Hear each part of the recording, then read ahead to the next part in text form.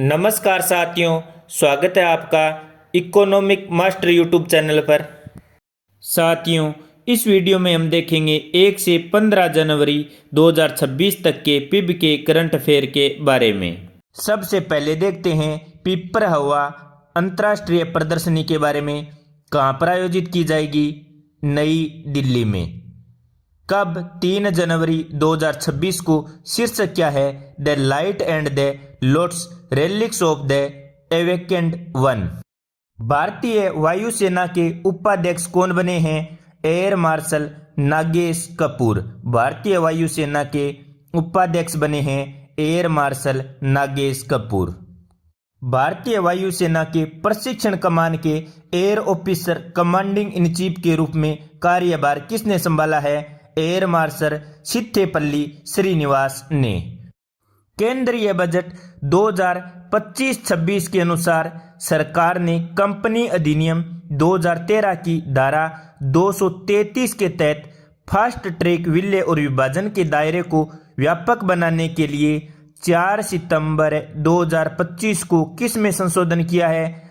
Company समझौते व्यवस्था और सम्मेलन नियम 2016 में। अब त्वरित प्रक्रिया का लाभ कौन उठा सकते हैं? निर्धारित सीमा को पूरा करने वाली 2 या 2 से अधिक गैर सूचीबद्ध कंपनियां, धारा 8 की कंपनियों के अलावा। होल्डिंग और सहायक कंपनियां उन मामलों को छोड़कर जहां हस्तांतरणकर्ता एक सूचीबद्ध कंपनी है। एक ही होल्डिंग कंपनी की 2 या 2 से अधिक सहायक कंपनियां जो हस्तांतरण एक सूचीबद्ध कंपनी है उसको छोड़कर। 1 जनवरी 2026 को राष्ट्रपति श्रीमती द्रौपदी मुर्मू ने राष्ट्रपति भवन के सांस्कृतिक केंद्र में आयोजित एक समारोह में MSDE की SOR skill for AI readiness पहल का शुभारंभ किया। किस चैलेंज के तहत? @स्किल द नेशन चैलेंज के तहत। इसी अवसर पर वर्चुअली रूप से ओडिशा के रायरंगपुर में इग्नू क्षेत्रीय केंद्र और कौशल केंद्र का भी उद्घाटन किया। याद रखना। BSNL यानी भारत संचार निगम लिमिटेड ने वीओ वाईफाई यानी वॉइस ओवर वाईफाई सेवा को शुरू किया है। याद रख लेना। संसदीय कार्य मंत्रालय द्वारा जारी एक पोस्टर जिसमें राज्यसभा और लोकसभा के बारे में बताया गया है। राज्यसभा क्या है? Council of states elected by state and UT legislature यानी विधानसभा से। किन का प्रतिनिधित्व करती है? स्टेट और यूनियन टेरिटरीज का। मैक्सिमम स्ट्रेंथ कितनी है? 250 मेंबर की। राज्यसभा एक परमानेंट हाउस है। इसके 1/3 सदस्य प्रति 2 वर्ष पर रिटायर होते हैं। Can not introduce money bill यानी यह मनी बिल को पेश नहीं कर सकती। अब देखते हैं लोकसभा के बारे में। लोकसभा है हाउस ऑफ द पीपल और इनके प्रतिनिधियों का चुनाव डायरेक्ट सिटीजन यानी नागरिक करते हैं और यह भारत के लोगों का प्रतिनिधित्व करती है। मैक्सिमम स्ट्रेंथ कितनी है? 543 मेंबर। टेन्योर कितना है? 5 साल का और यह मनी बिल को इंट्रोड्यूस कर सकती है। याद रख लेना। यानी मनी बिल कहां पर लाया जा सकता है? लोकसभा में। इसके बाद ग्रामीण विकास विभाग की वार्षिक समीक्षा दी गई थी। सड़क योजना। प्रधानमंत्री ग्राम सड़क योजना कब शुरू हुई? दिसंबर 2000 में। और इस वर्ष तमिलनाडु ने पहला स्थान हासिल किया है सड़क नेटवर्क में। और पुल निर्माण में बिहार ने सर्वश्रेष्ठ प्रदर्शन किया है 173 पुलों के निर्माण के साथ। और डिजिटल पहल के तहत PMGSY OMMAS पोर्टल भी चलाया जा रहा है। इसके बाद में दे रखा है दीनदयाल अंत्योदय योजना, राष्ट्रीय ग्रामीण आजीविका मिशन DAY NRLM कब शुरू की गई? जून 2011 में। किसने? ग्रामीण विकास मंत्रालय ने। और यह एक केंद्र प्रायोजित योजना है स्वरोजगार हेतु। और इसके 4 प्रमुख घटक हैं। ग्रामीण गरीबों की स्व प्रबंधन एवं वित्तीय रूप से स्थित सामुदायिक संस्थाओं का सामाजिक संगठन संवर्धन एवं सुदृढ़ीकरण, ग्रामीण गरीबों का वित्तीय समावेशन, स्थित आजीविका का संवर्धन तथा सामाजिक समावेशन एवं सामाजिक विकास एवं अभिसरण। तो सामाजिक से याद रख लेना सर। प्रधानमंत्री आवास योजना ग्रामीण 2029 तक कर दी गई है। लक्ष्य है 4.95 करोड़ पक्के आवास यानी सभी के लिए आवास। शुरुआती लक्ष्य मार्च 2024 तक 2.95 करोड़ था, लेकिन 9 अगस्त 2024 को केंद्रीय मंत्रिमंडल ने इसे बढ़ाकर 2028-29 तक कर दिया और 2 करोड़ अतिरिक्त घरों का लक्ष्य रखा गया। एक और योजना बताई गई है दीनदयाल उपाध्याय ग्रामीण कौशल्य योजना। ग्रामीण विकास मंत्रालय की है। 25 सितंबर 2014 को इसे पुनर्गठित किया गया। मेक इन इंडिया अभियान के तहत एक राज्य आधारित योजना है और मांग आधारित लक्ष्य मंजूरी प्रक्रिया करती है। ग्रामीण गरीब युवाओं के लिए है। इसके 2 विशेष कार्यक्रम है, रोशनी और हिमायत। ग्रामीण स्वरोजगार प्रशिक्षण संस्थान सार्वजनिक क्षेत्र या निजी क्षेत्र के प्रायोजन में ग्रामीण विकास मंत्रालय के सहयोग से जिला स्तर पर प्रशिक्षण केंद्र के रूप में चलाया जा रहा है। 18 से 50 वर्ष आयु वर्ग के ग्रामीण बेरोजगारों को प्रशिक्षित करना इसका उद्देश्य है। इसी के अंतर्गत कौशल पंजी ऐप चलाया जाता है। मनरेगा में पहले 100 दिनों का गारंटीकृत रोजगार प्रदान किया जाता था, अब इसका नाम बदल कर दिया है VBG रामजी योजना और इसके अंतर्गत 125 दिनों का रोजगार प्रदान किया जाता है। स्वास्थ्य परिवार कल्याण मंत्रालय की भी वार्षिक उपलब्धियां बताई गई। आयुष्मान आरोग्य मंदिर क्या है? प्राथमिक स्वास्थ्य के लिए स्वास्थ्य एवं कल्याण केंद्र हैं। आयुष्मान भारत PM जन आरोग्य योजना दुनिया की सबसे बड़ी सार्वजनिक रूप से वित्त पोषित स्वास्थ्य बीमा योजना है। प्रति परिवार प्रति वर्ष 5 लाख रुपए का स्वास्थ्य बीमा कवर करती है। इसी के तहत 29 अक्टूबर 2024 को आयुष्मान व्यय वंदना कार्ड का शुभारंभ किया गया। 70 वर्ष या उससे अधिक आयु के सभी वरिष्ठ नागरिकों के लिए। प्रधानमंत्री आयुष भारत स्वास्थ्य अवसंरचना मिशन 25 अक्टूबर 2021 को शुरू किया गया स्वास्थ्य सेवा अवसंरचना को मजबूत करने के लिए। आयुष्मान भारत डिजिटल मिशन कब शुरू किया गया? सितंबर 2021 में, यानी ABDM डिजिटल स्वास्थ्य प्रणाली के निर्माण के लिए। यदि साथियों आपको इसे डिटेल से पढ़ना है तो RPSC गुरुजी टेलीग्राम चैनल पर आपको इसकी PDF भी मिल जाएगी। राष्ट्रीय वस्त्र मंत्री सम्मेलन कहाँ पर आयोजित किया जाएगा? गुवाहाटी में। कब? 8 और 9 जनवरी 2026 को। केंद्र सरकार ने वस्त्र उत्पादन से जुड़ी प्रोत्साहन योजना PLI के तहत नए आवेदन की समय सीमा बढ़ाकर कितनी कर दी है? 31 मार्च 2026।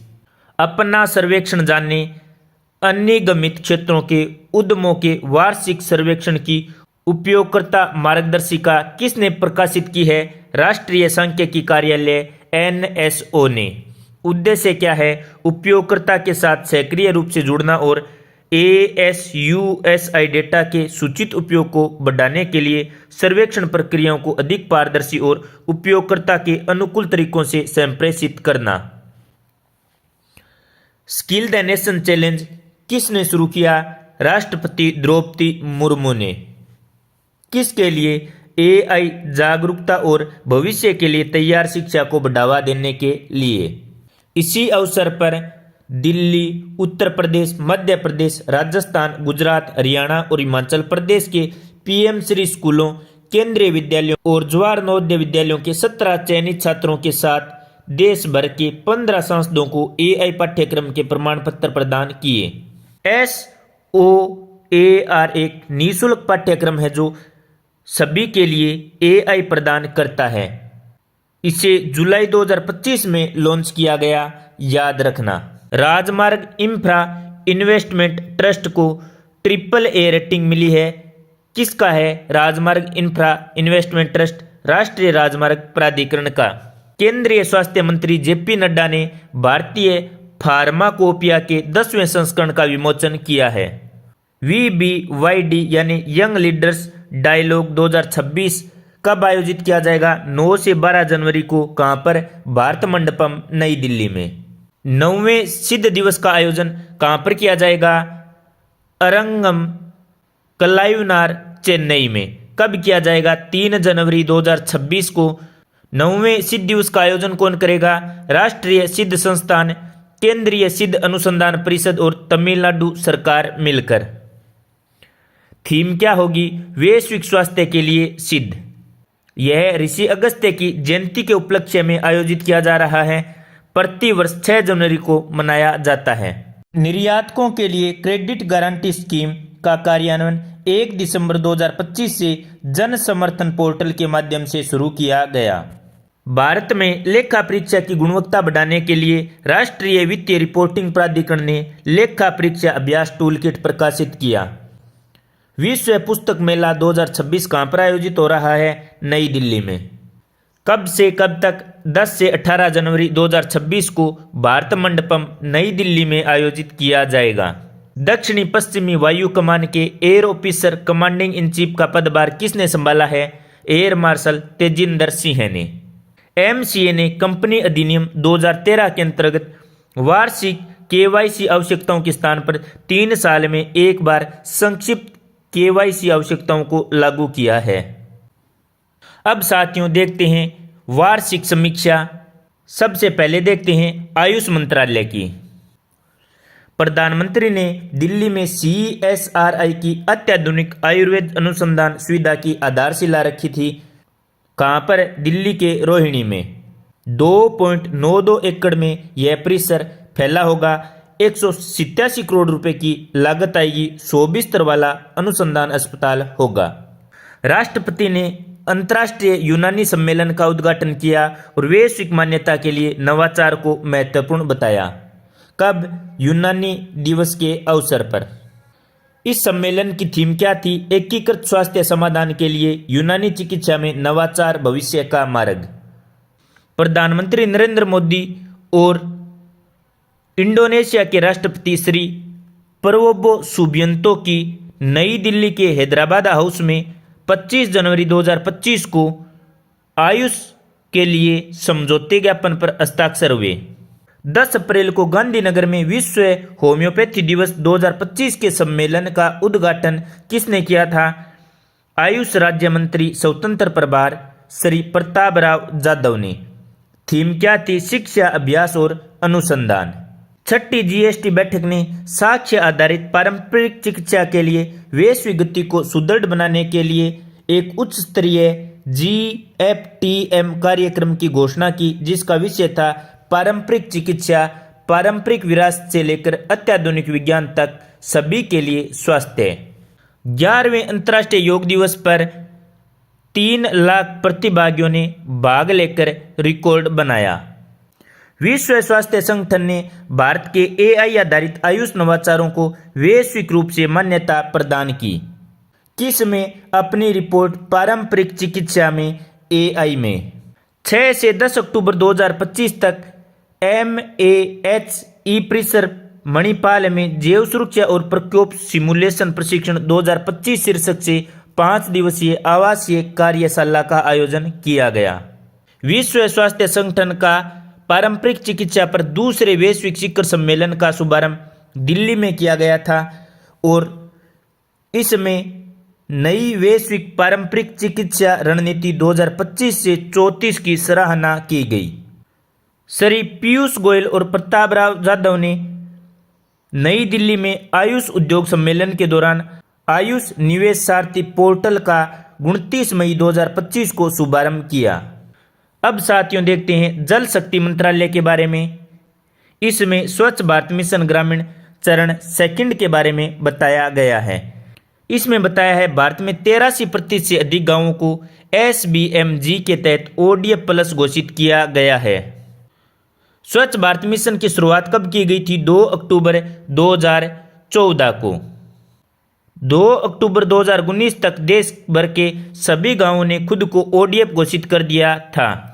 इसका 2nd चरण 2020 में लॉन्च किया गया। तीसरे चरण का उद्देश्य क्या है? ODF स्थिरता, ठोस अपशिष्ट प्रबंधन, तरल अपशिष्ट प्रबंधन, देखने में साफ सुथरे स्थल। अब देखते हैं ग्रामीण विकास मंत्रालय के भूमि संसाधन विभाग की वार्षिक समीक्षा। अब तक 19 राज्यों के नागरिक अब डिजिटल रूप से हस्ताक्षरित कानूनी रूप से मान्य भूमि रिकॉर्ड डाउनलोड कर सकते हैं। जियो कोऑर्डिनेट पर आधारित 14 अंकों का अल्फान्यूमेरिक कोड होता है, जिसके तहत यह डिजिटलीकरण किया गया। देशव्यापी अभियान वाटरशेड महोत्सव नवंबर 2025 में शुरू किया गया था। भूमि संसाधन विभाग 2 योजनाएं या कार्यक्रम कर रहा है। डिजिटल इंडिया भूमि अभिलेख आधुनिकीकरण कार्यक्रम, प्रधानमंत्री कृषि सिंचाई योजना का वाटरशेड विकास घटक। 3 जनवरी 2026 को एनटीपीसी पश्चिमी क्षेत्र प्रथम ने रेडियोथेरेपी सेवाओं के उन्नयन हेतु गुजरात कैंसर एवं अनुसंधान संस्थान के साथ समझौता ज्ञापन पर हस्ताक्षर किए। तो साथियों, एनटीपीसी पश्चिमी क्षेत्र प्रथम और गुजरात कैंसर एवं अनुसंधान संस्थान के बीच में एमओयू हुआ है 3 जनवरी 2026 को। किसको लेकर? रेडियोथेरेपी सेवाओं के उन्नयन के लिए। 72वें राष्ट्रीय वॉलीबॉल टूर्नामेंट का उद्घाटन वीडियो कॉन्फ्रेंसिंग के माध्यम से कौन करेंगे? प्रधानमंत्री नरेंद्र मोदी। कब? 4 जनवरी को। कहां पर आयोजित होगा 72वां राष्ट्रीय volleyball tournament? Doctor Sampurnanand sports stadium, Varanasi, Uttar Pradesh में। 4 से 11 जनवरी तक आयोजित होगा। 58 टीमें इसमें भाग लेंगी और 1000 से अधिक खिलाड़ी इसमें होंगे। बदलता मेरा अनुभव अभियान किसका है? सूचना एवं प्रसारण मंत्रालय का। माई गवर्नमेंट के सहयोग से आयोजित किया जा रहा है। इसमें 4 रचनात्मक प्रतियोगिताओं का आयोजन किया जाता है। इंस्टाग्राम रील प्रतियोगिता, यूट्यूब शॉर्ट्स चैलेंज प्रतियोगिता, लघु एवी चैलेंज, नए भारत की कहानी और ब्लॉग लेखन। बदलता भारत मेरा अनुभव इंस्टाग्राम रील प्रतियोगिता के तहत प्रथम पुरस्कार मिला है इंद्रजीत सुबोध मशंकर को। बदलता भारत मेरा अनुभव यूट्यूब शॉर्ट्स चैलेंज का प्रथम पुरस्कार मिला है मंथन रोहित को। लघु एवी चैलेंज नए भारत की कहानी का प्रथम पुरस्कार मिला है सुशोवन मन्ना को। बदलता भारत मेरा अनुभव ब्लॉग लेखन प्रतियोगिता में पहला पुरस्कार मिला है कृष्णा गुप्ता को। सावित्रीबाई फुले की जयंती कब मनाई जाती है? 3 जनवरी को। रानी वेलु नचियार की जयंती कब मनाई जाती है? 3 जनवरी को। मत्स्य पालन विभाग का नीली क्रांति में स्वदेशी पर बल दिया जा रहा है। तो स्थानीय या देशी या स्वदेशी प्रजातियां कौन सी हैं जो विशिष्ट भौगोलिक क्षेत्र और जलीय वातावरण के अनुकूल विकसित और अनुकूलित हुई हैं? भारत में मीठे पानी, खारे पानी और समुद्री मछलियों की एक विस्तृत विविधता पाई जाती है। 2800 से अधिक स्थानीय मछली और शंख प्रजातियों की पहचान की गई है। इसमें 917 प्रजातियां मीठे पानी की, 394 प्रजातियां खारे पानी की और 1548 प्रजातियां समुद्री हैं। निम्नलिखित स्वदेशी प्रजातियों को प्राथमिकता दी गई है fringed lipped carp, olive barb, pengba, striped murrel, pabda, singhi, Asian seabass, pearl spot, pompano, mud crab, penaeus indicus. अंतर्देशीय और जलीय कृषि मिलकर भारत के मछली उत्पादन में लगभग 75% से अधिक का योगदान करते हैं। मौजूदा सरकार प्रधानमंत्री मत्स्य संपदा योजना, नई उप योजना, प्रधानमंत्री मत्स्य किसान समृद्धि सह योजना और मत्स्य एवं जलीय कृषि अवसंरचना विकास कोष का संचालन कर रही है। ICSR के मत्स्य संस्थान को वित्तीय सहायता प्रदान की जाती है। चयनित प्रजातियां कौन सी हैं? स्कैम्पी, रोहू, कतला, मुरेल, पी इंडिकस, पी मोनोडोन और इंडियन पोम्पानो। स्वदेशी प्रजातियों को बढ़ावा देने के लिए कुल 34 क्लस्टर अधिसूचित किए गए हैं, जिसमें पूर्वोत्तर राज्य जम्मू कश्मीर, लद्दाख, अंडमान और निकोबार, लक्षद्वीप आदि शामिल हैं। क्लस्टर कौन कौन से हैं? ओडिशा में स्कैम्पी क्लस्टर, तेलंगाना में मुरेल क्लस्टर, त्रिपुरा में पाबदा क्लस्टर, मणिपुर में पेगम्बा क्लस्टर, जम्मू कश्मीर में ट्राउट क्लस्टर, लद्दाख में ट्राउट क्लस्टर, केरल में पर्ल स्पॉट क्लस्टर, कर्नाटक में पिंजरा संस्कृति के माध्यम से समुद्री स्वदेशी प्रजातियों को बढ़ावा देना, मदुरै में सजावटी मत्स्य पालन क्लस्टर। निर्यात संवर्धन मिशन के अंतर्गत 2 प्रमुख मध्यवर्धन शुरू किए गए हैं। पहला मध्यवर्धन निर्यात ऋण पर ब्याज सब्सिडी से संबंधित है। दूसरा मध्यवर्धन निर्यात ऋण के लिए अनुषंगिक सहायता से संबंधित है, याद रखना। भारत सरकार द्वारा निर्यात संवर्धन मिशन के अंतर्गत कई पहलें शुरू की गई हैं, जिन्हें केंद्रीय मंत्रिमंडल ने 12 नवंबर 2025 को मंजूरी प्रदान की थी। मिशन के लिए 2025-26 से वित्त वर्ष 2030-31 के दौरान कुल 25,060 करोड़ रुपए का बजट आवंटित किया गया है, याद रख लेना। अबाध्य और वाणिज्य खाद्यान्नों के शानदार प्रदर्शन के कारण कोयला के उत्पादन और प्रेषण में भारी उछाल आया है। दिसंबर 2025 में कोयले के उत्पादन और आपूर्ति में स्थिर वृद्धि दर्ज की गई है। इस अवधि में उत्पादन 19.48 मिलियन टन रहा, जबकि इस माह के दौरान कोयले की आपूर्ति 18.02 मिलियन टन रही। पिछले वर्ष की इसी अवधि की तुलना में 5.75% की वार्षिक वृद्धि दर्ज की गई। साथियों, ये पिपरहवा प्रदर्शनी के कुछ फोटोज हैं, आप आराम से पोज करके देख सकते हैं। The light and the lotus relics of the awakened one, the Rai Pithora सांस्कृतिक परिसर, कुतुब गोल्फ कोर्स, लाडो सराय, नई दिल्ली। साथियों, 3 जनवरी 2026 को उपराष्ट्रपति सी राधाकृष्णन तमिलनाडु के वेल्लोर स्थित स्वर्ण मंदिर में श्री शक्ति अम्मा की 50वीं स्वर्ण जयंती समारोह में शामिल हुए। उपराष्ट्रपति सीपी राधाकृष्णन कल्लाईवन्नार अरंगम में आयोजित 9वें सिद्ध दिवस समारोह में शामिल हुए। कब? 4 तारीख को। तमिलनाडु के चेन्नई में आयोजित 9वां सिद्ध समारोह ऋषि अगस्त्य की जयंती के उपलक्ष्य में मनाया जा रहा है।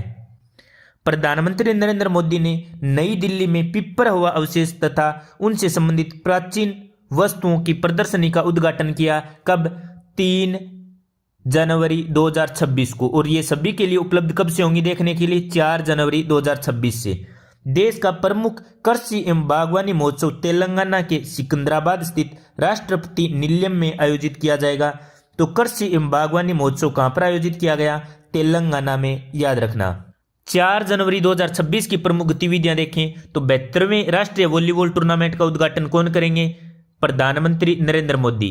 कहां पर आयोजित होगा? वाराणसी में। वाराणसी कहां पर है? उत्तर प्रदेश में। कृषि एवं किसान कल्याण मंत्री शिवराज सिंह चौहान नई दिल्ली में 25 फसलों की 184 नवीन किस्मों का लोकार्पण करेंगे, याद रख लेना।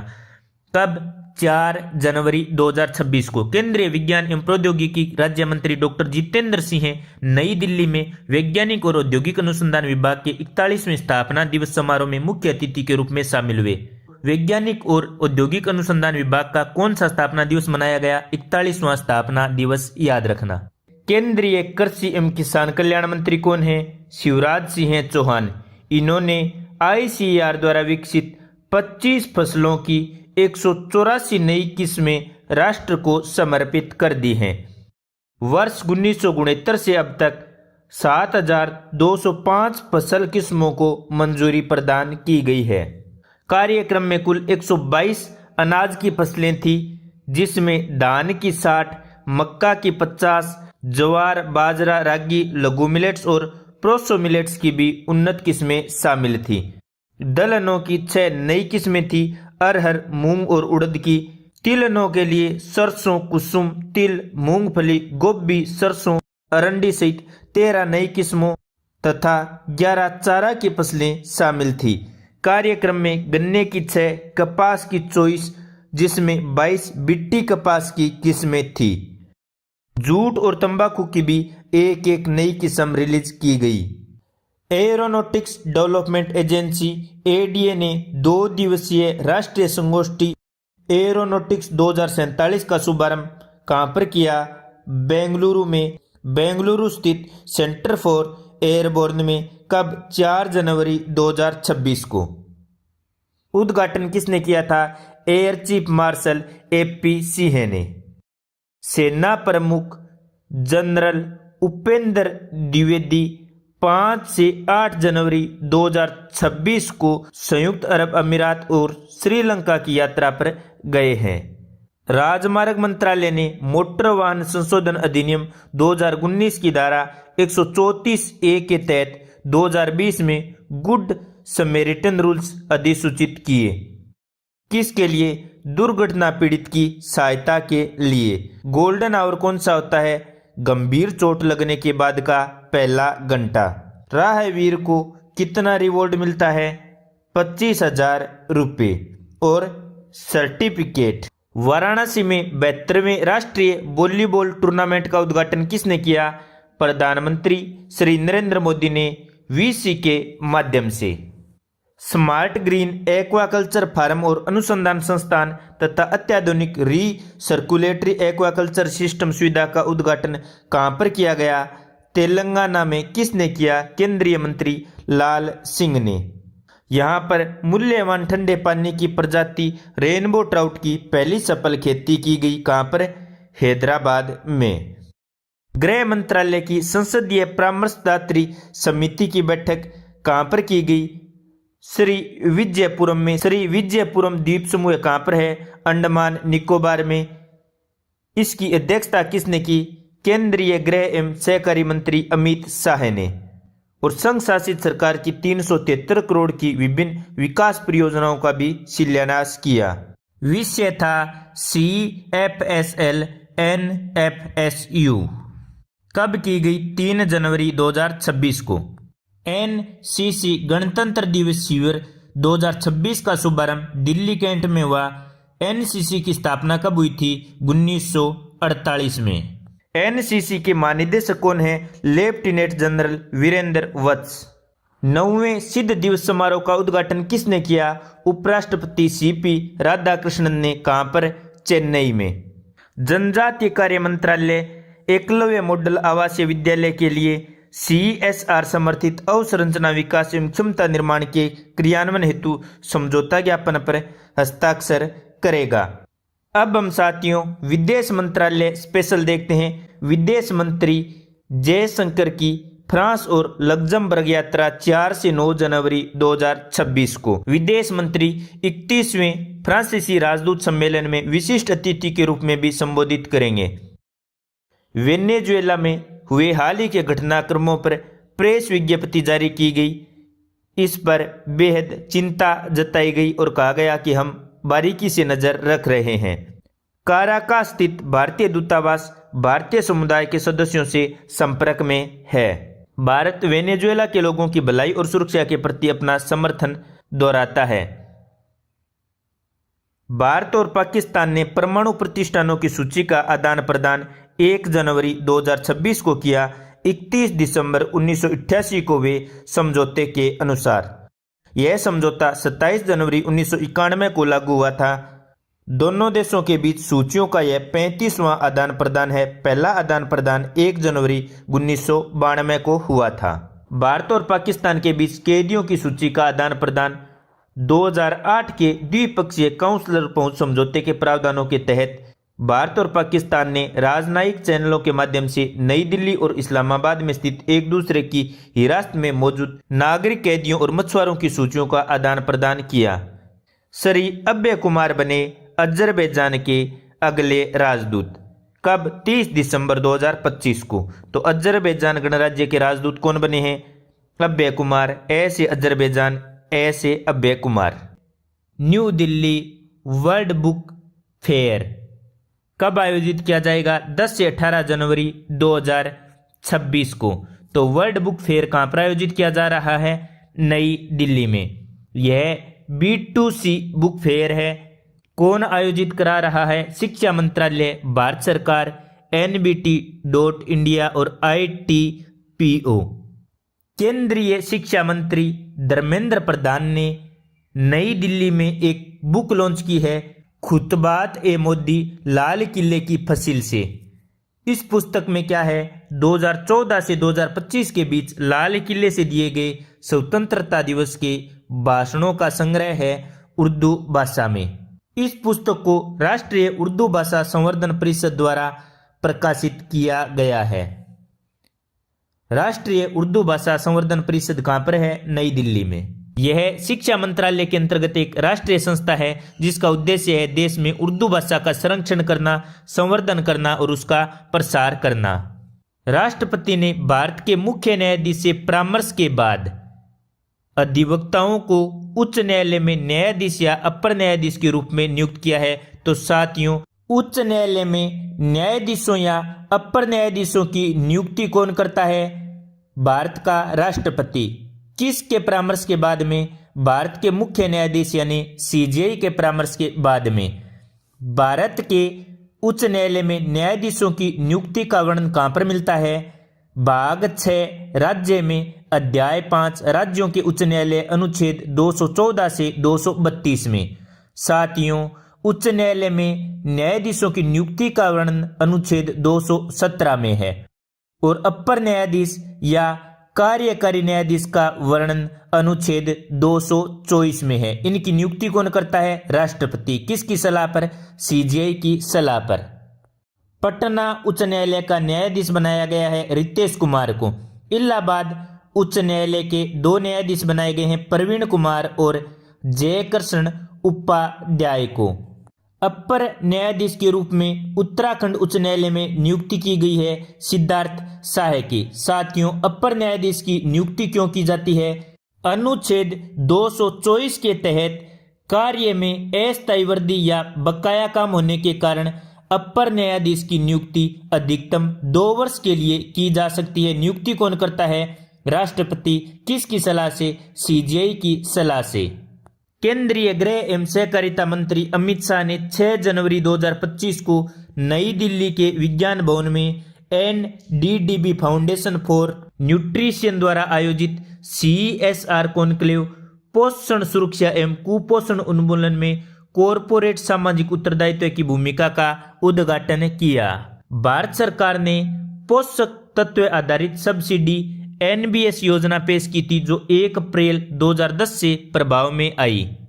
इसका उद्देश्य किसानों को सब्सिडी युक्त वहनीय तथा न्याय संगत मूल्यों पर उर्वरक उपलब्ध कराना था तथा साथ ही उनके संतुलित एवं सक्षम उपयोग को प्रोत्साहित करना था। NBS ढांचे के अंतर्गत उर्वरकों पर सब्सिडी का निर्धारण उनके पोषक तत्वों की मात्रा के आधार पर किया जाता है, जिसमें मुख्य रूप से NPKS यानी N से नाइट्रोजन, P से फास्फोरस, K से पोटास तथा S से सल्फर शामिल हैं।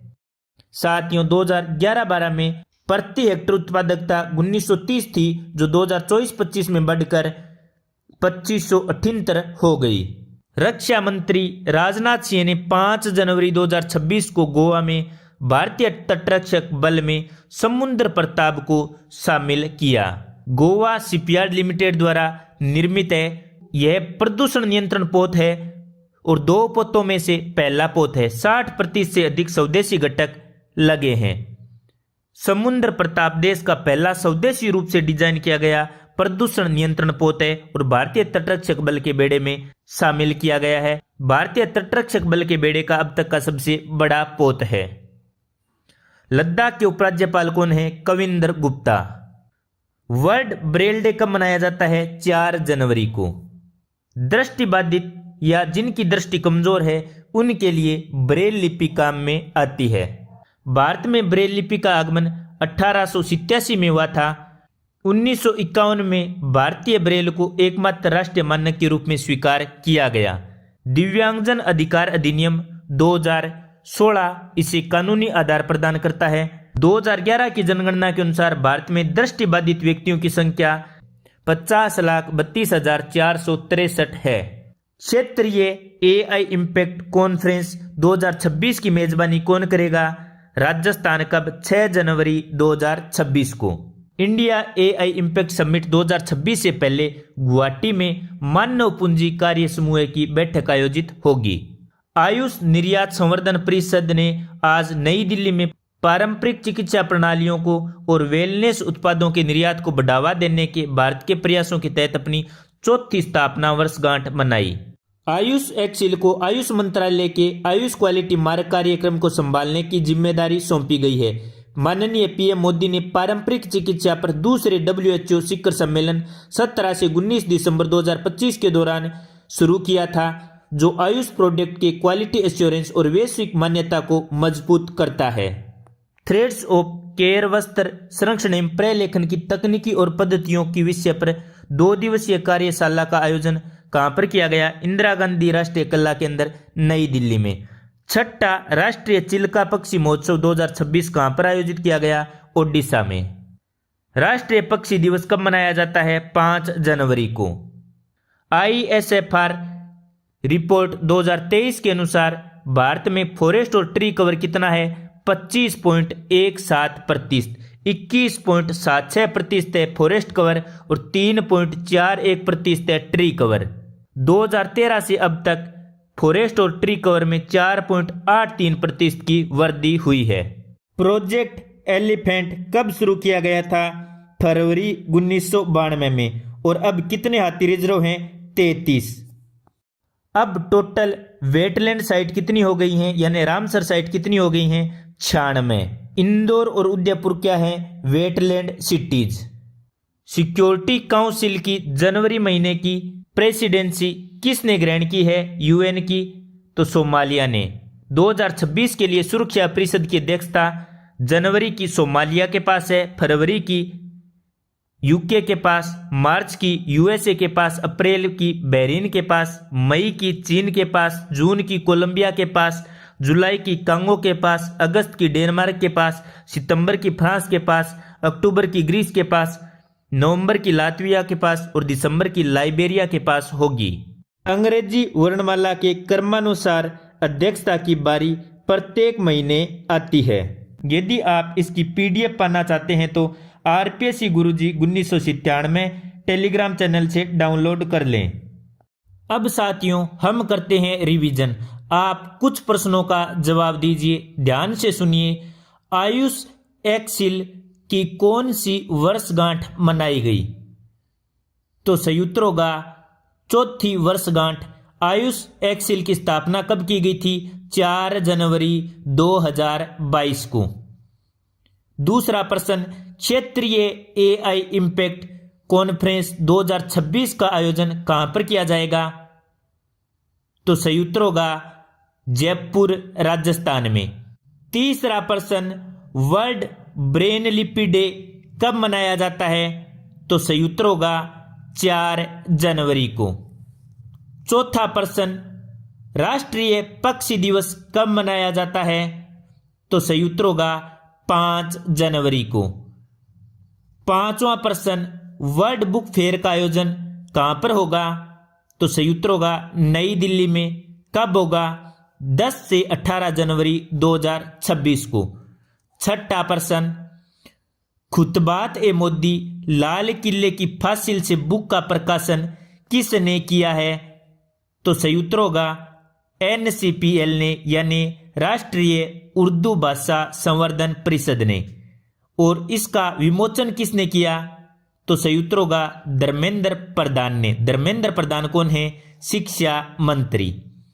सातवां प्रश्न, अपर न्यायाधीश की नियुक्ति कौन करता है? तो सही उत्तर होगा राष्ट्रपति। किसकी सलाह से? सीजीआई की सलाह से। आठवां प्रश्न, एनडीडीबी फाउंडेशन फॉर न्यूट्रिशन का CSR कॉन्क्लेव कहां पर आयोजित किया गया? तो सही उत्तर होगा नई दिल्ली में। कब? 6 जनवरी 2026 को। CSR कॉन्क्लेव का नाम क्या था? पोषण सुरक्षा व कुपोषण उन्मूलन में सामाजिक कॉरपोरेट की भूमिका। इसका उद्घाटन किसने किया? तो अमित शाह ने, याद रखना। 9वां प्रश्न, समुद्र प्रताप क्या है? तो उत्तर होगा तटरक्षक बल का सबसे बड़ा पोत। साथियों, समुद्र प्रताप का निर्माण किसने किया? गोवा शिपयार्ड लिमिटेड ने। इसे तटरक्षक बल में कब शामिल किया गया? 5 जनवरी 2026 को। किसने शामिल किया? रक्षा मंत्री राजनाथ सिंह ने। और यह भारत का पहला स्वदेशी निर्मित प्रदूषक नियंत्रक पोत है। तो भारत का पहला प्रदूषक नियंत्रक पोत कौन सा है? समुद्र प्रताप। अब साथियों 10वां प्रश्न, यूएन सुरक्षा परिषद का जनवरी का अध्यक्ष कौन बना है? तो सही उत्तर होगा सोमालिया। अब साथियों 11वां प्रश्न, प्रोजेक्ट एलिफेंट कब शुरू किया गया था? फरवरी 1992 में। साथियों, वर्तमान में एलिफेंट रिजर्व की संख्या कितनी है? तो सही उत्तर होगा 33। अब साथियों 12वां प्रश्न, भारत में वर्तमान में टोटल रामसर साइट कितनी है, यानी रामसर वेटलैंड कितने हैं? तो साथियों संयुक्त होगा 96। 13वां प्रश्न, भारत की पहली वेटलैंड सिटी कौन सी है? तो संयुक्त होगा इंदौर और उदयपुर। इंदौर कहां पर है? मध्य प्रदेश में। उदयपुर कहां पर है? राजस्थान में। 14वां प्रश्न, ISFR 2023 के अनुसार वनावरण कितना है? 21.76%। 15वां प्रश्न, ISFR 2023 के अनुसार वृक्षावरण कितना है? 3.41%। वनावरण और वृक्षावरण मिलाकर कितना है? 25.17%। वित्त वर्ष 2025-26 की पहली तिमाही अप्रैल जून 2025 के लिए ट्रेड वॉच क्वार्टरली का नवीनतम संस्करण 6 जनवरी 2026 को किसने लॉन्च किया? तो संयुक्त होगा नीति आयोग ने। नीति आयोग के सदस्य डॉक्टर अरविंद वीरमानी ने इसे जारी किया। यह एक त्रैमासिक अंक है जिसका केंद्रित विषय था भारत का मोटर वाहन निर्यात। साथियों, वैज्ञानिकों ने पानी के उस लंबे समय से चले आ रहे विरोधाभास कि गर्म पानी ठंडे पानी की तुलना में तेजी से क्यों जमता है उसका सुपर कंप्यूटर संचालित सिमुलेशन विकसित कर लिया है। इसे तकनीकी रूप से नाम एरास्टो मम्पेना के नाम पर दिया गया है। इसका नाम क्या है? MPEMBA प्रभाव। तो साथियों, गर्म पानी ठंडे पानी की तुलना में तेजी से जमता है। इसे तकनीकी रूप से क्या कहा जाता है? MPEMBA प्रभाव। सबसे पहले अरस्तु ने अपने ग्रंथ मेट्रोलॉजिकल में लिखा, पानी के पहले से गर्म होने के कारण वह जल्दी जम जाता है। लेकिन यह बात बाद में भुला दी गई और इस घटना को पुनः पिछली शताब्दी में एरास्टो मम्पेना ने पुनः खोजा और इनके नाम पर अब इसका नाम रखा गया है MPEMBA प्रभाव। इस चित्र में आप सुपर कंप्यूटिंग सिमुलेशन देख सकते हैं। कॉरपोरेट सामाजिक उत्तरदायित्व CSR, इसके तहत कंपनियों को अपने शुद्ध लाभ का 2% CSR गतिविधियों पर खर्च करना अनिवार्य होता है। साथियों, हमने पिछले वीडियो में ही देखा था कि CSR कॉन्क्लेव का आयोजन किया गया था नई दिल्ली में, जिसका नाम था पोषण सुरक्षा व कुपोषण उन्मूलन में सामाजिक कॉरपोरेट की भूमिका। तो साथियों, अपने शुद्ध लाभ का ये 2% किस पर खर्च करते हैं? CSR गतिविधियों पर। CSR कॉन्क्लेव का उद्घाटन 6 जनवरी 2026 को नई दिल्ली में किसने किया था? अमित शाह ने। और इसका आयोजन किसने किया था? NDDB फाउंडेशन फॉर न्यूट्रिशन ने। सारस 2026 प्रदर्शनी का उद्घाटन 8 जनवरी 2026 को कहां पर किया जाएगा? गुंटूर, आंध्र प्रदेश में। भारत ऊर्जा सप्ताह 2026 कब से कब तक आयोजित किया जाएगा? 27 से 30 जनवरी 2026 तक। याद रखना, इंडिया एनर्जी वीक 2026 27 से 30 जनवरी 2026 तक मनाया जाएगा। कहां पर? गोवा में। भारतीय दिवालियापन एवं दिवालिया बोर्ड के अध्यक्ष कौन हैं? रवि मित्तल। IBBI के अध्यक्ष कौन हैं? रवि मित्तल। सहकार से समृद्धि की संकल्पना को साकार करने के लिए अलग से सहकारी मंत्रालय की स्थापना कब की गई थी? याद रख लेना, 6 जुलाई 2021 को सहकारी मंत्रालय की स्थापना हुई। 6 जुलाई 2021 को, 6/7/2021। ONGC ने कॉरपोरेट सामाजिक दायित्व के तहत एकलव्य मॉडल आवासीय विद्यालयों के वित्त पोषित अवसंरचना के विकास हेतु राष्ट्रीय अनुसूचित जनजाति वित्त और विकास निगम के साथ समझौते ज्ञापन पर हस्ताक्षर किए हैं। केंद्रीय मंत्री जितेंद्र सिंह ने CSIR NPL के 80वें स्थापना दिवस के अवसर पर विश्व की दूसरी राष्ट्रीय पर्यावरण मानक प्रयोगशाला और विश्व के 5वें सौर सेल अंशांकन के लिए राष्ट्रीय प्राथमिक मानक सुविधा केंद्र का उद्घाटन किया है। साथियों, राष्ट्रीय पर्यावरण मानक प्रयोगशाला और सौर सेल अंशांकन के लिए राष्ट्रीय प्राथमिक मानक सुविधा केंद्र का उद्घाटन किसने किया है? डॉक्टर जितेंद्र सिंह ने। CSIR NPL का कौन सा स्थापना दिवस मनाया गया है? 80वां स्थापना दिवस। भारत स्टील एक अंतर्राष्ट्रीय सम्मेलन सह प्रदर्शनी कब आयोजित कर रहा है? 16 से 17 अप्रैल 2026 को। कहां पर? दिल्ली के भारत मंडपम में। कौन आयोजित कर रहा है? इस्पात मंत्रालय। सेल का पूरा नाम क्या है? Steel authority of India limited. इसने दिसंबर 2025 के दौरान 2.1 मिलियन टन विक्रय दर्ज किया है। दिल्ली हाईकोर्ट ने फैसला सुनाया है कि किसी नाबालिग बच्चे के सेक्सुअल इरादे से किसी दूसरे व्यक्ति के प्राइवेट पार्ट को छुआना protection of children from sexual offence act यानी पोक्सो एक्ट 2012 के तहत एक गंभीर सेक्सुअल असोल्ट माना जाएगा। धर्मेंद्र कुमार बनाम राज्य इसी से संबंधित है।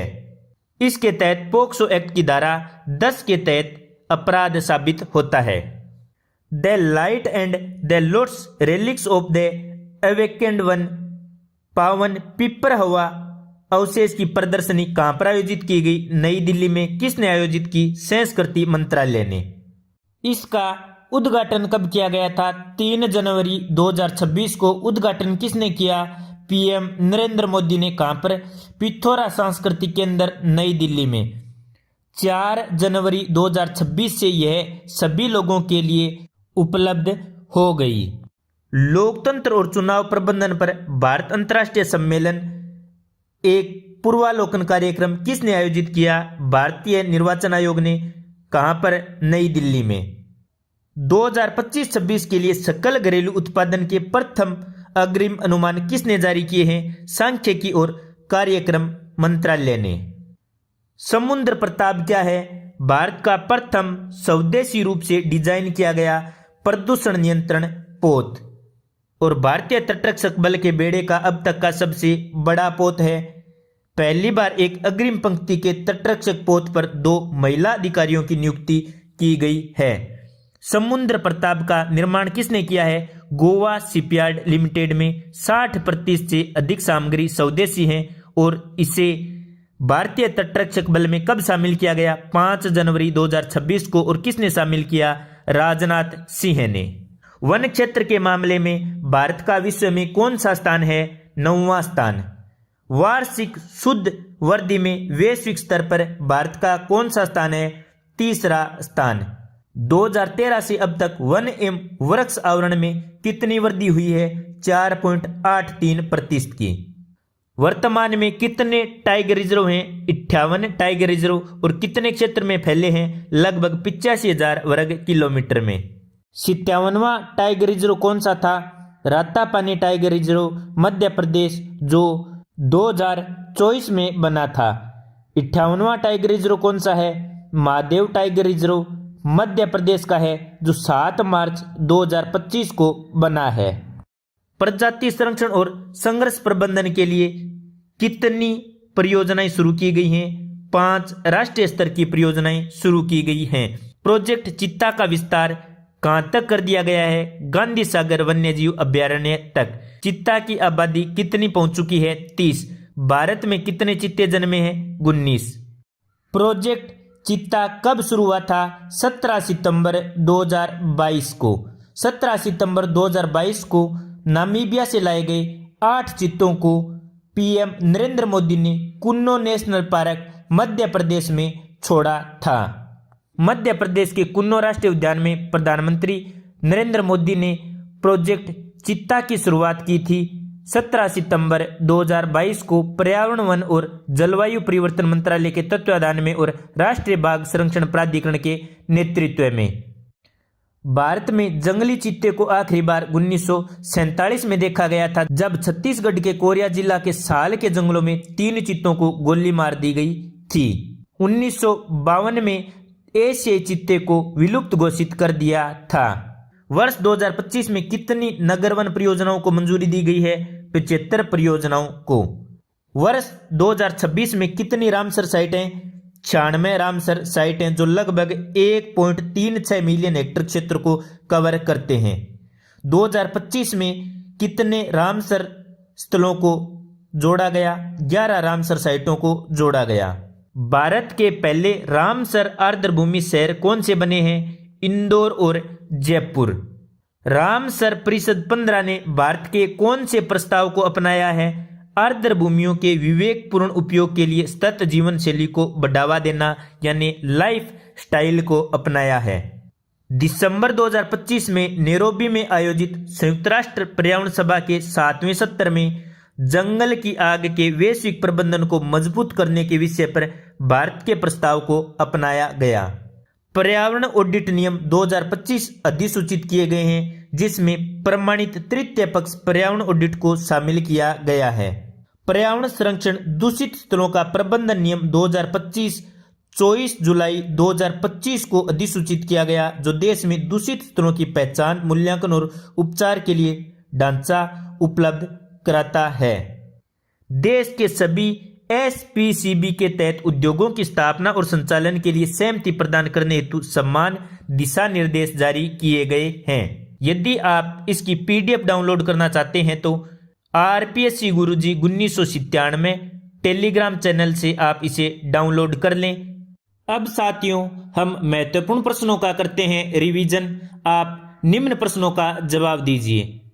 ट्रेड वॉच क्वार्टरली का त्रैमासिक संस्करण किसने जारी किया है? तो सही उत्तर होगा नीति आयोग ने। केंद्रित विषय क्या था? भारत का मोटर वाहन निर्यात। दूसरा प्रश्न, गर्म पानी ठंडे पानी की तुलना में जल्दी जमता है, इस प्रभाव को क्या कहते हैं? तो सही उत्तर होगा MPEMBA प्रभाव। MPEMBA प्रभाव। तीसरा प्रश्न, CSR फंड का कितना प्रतिशत सामाजिक उत्तरदायित्व पर खर्च करना आवश्यक है? तो शुद्ध लाभ का 2%। चौथा प्रश्न, सारस 2026 का उद्घाटन कहां पर किया जाएगा? 8 जनवरी 2026 को। तो सही उत्तर होगा गुंटूर, आंध्र प्रदेश में। पांचवा प्रश्न, भारत ऊर्जा सप्ताह 2026 का आयोजन कहां पर किया जाएगा?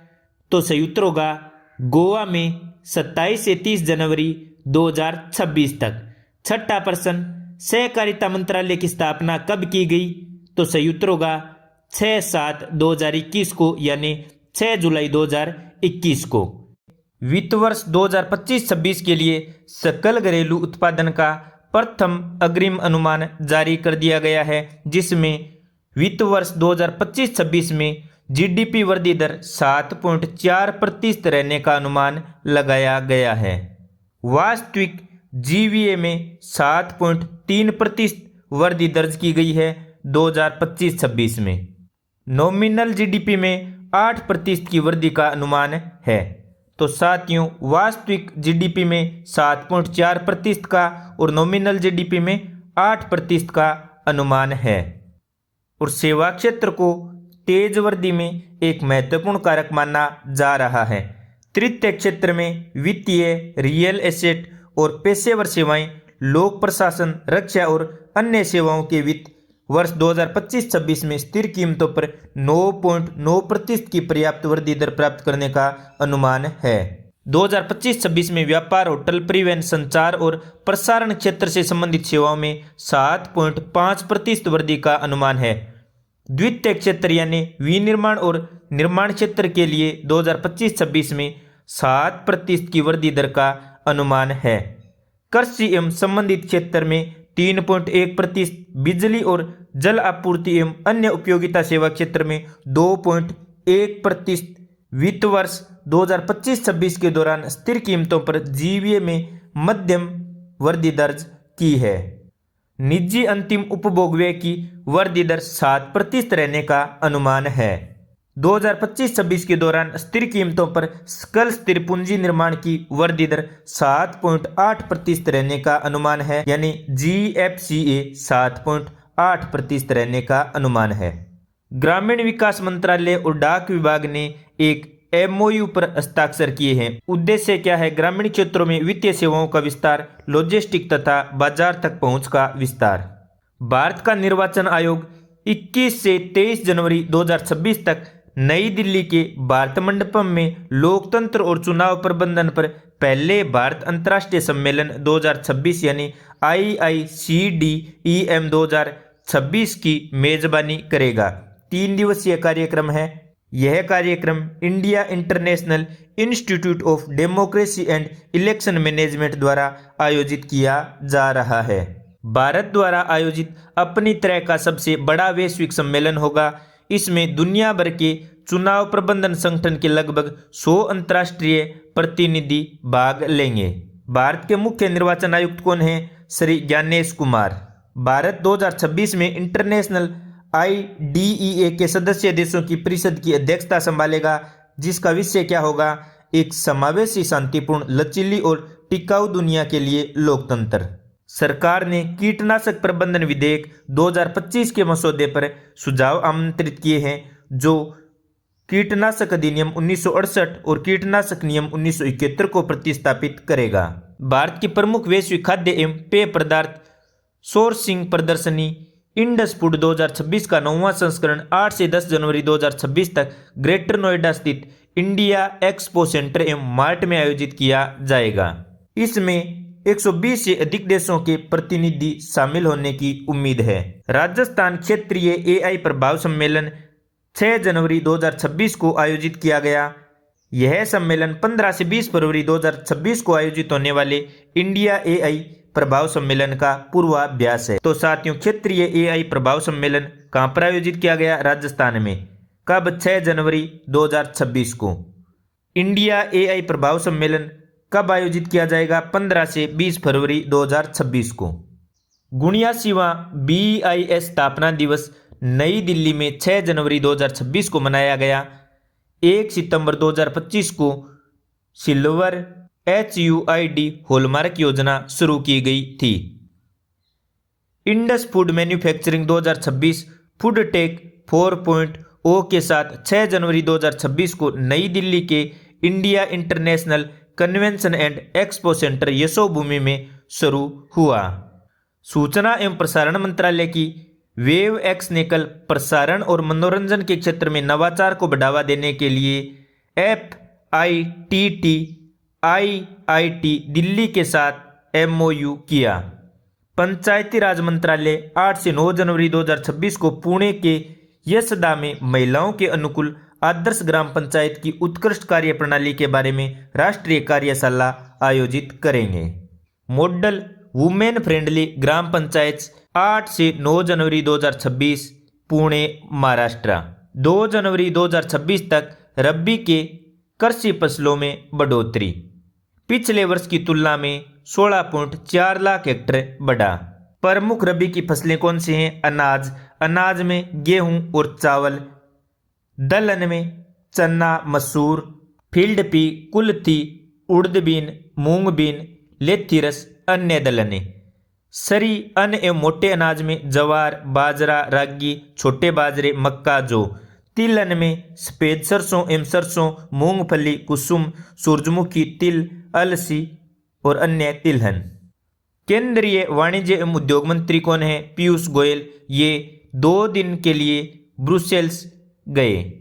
केंद्रीय खाद्य प्रसंस्करण एवं उद्योग मंत्री कौन है? चिराग पासवान। इन्होंने उत्तर प्रदेश में एशिया की प्रतिष्ठित वैश्विक खाद्य एवं पेय पदार्थ सोर्सिंग प्रदर्शनी इंडस फूड 2026 के 9वें संस्करण का उद्घाटन किया। केंद्रीय विज्ञान एवं प्रौद्योगिकी राज्य मंत्री कौन है? डॉक्टर जितेंद्र सिंह हैं। इन्होंने क्षमता निर्माण के लिए AI सुशासन का कायाकल्प भारतीय AI मिशन AI इम्पैक्ट 2026 के समिट में भाग लिया। कहाँ पर आयोजित किया गया? दिल्ली में। केंद्रीय संचार एवं ग्रामीण विकास राज्य मंत्री कौन है? डॉक्टर पेम्मासानी चंद्रशेखर आंध्र प्रदेश में राष्ट्रीय स्तर की सरस 2026 प्रदर्शनी में शामिल हुए।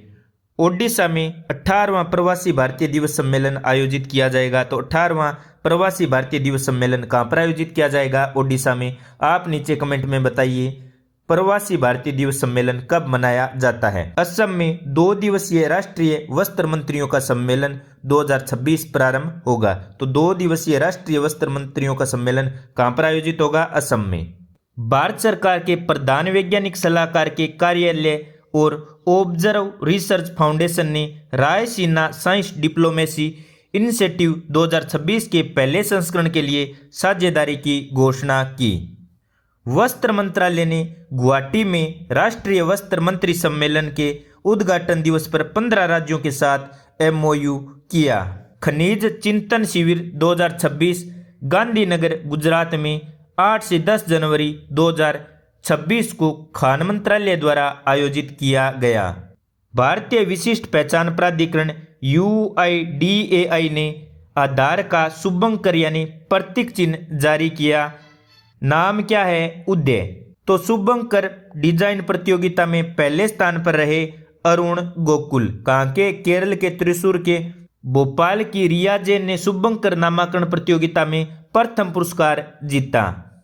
तो ये रहा आधार का शुभंकर, नाम क्या है? उदय।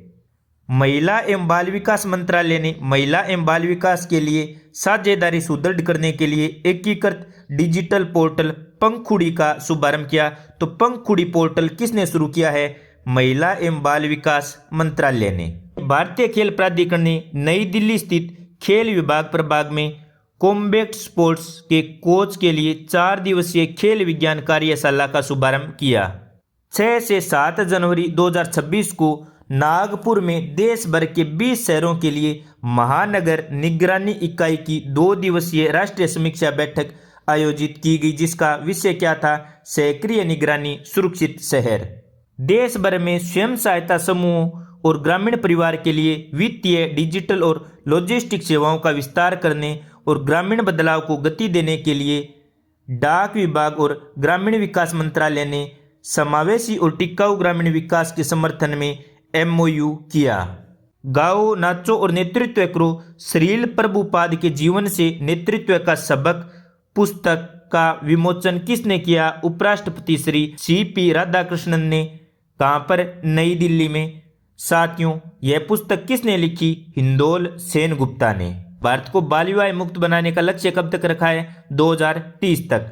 भारत का पहला बाल विवाह मुक्त जिला कौन सा बना है? बालोद जिला। बालोद जिला कहाँ पर है? छत्तीसगढ़ का।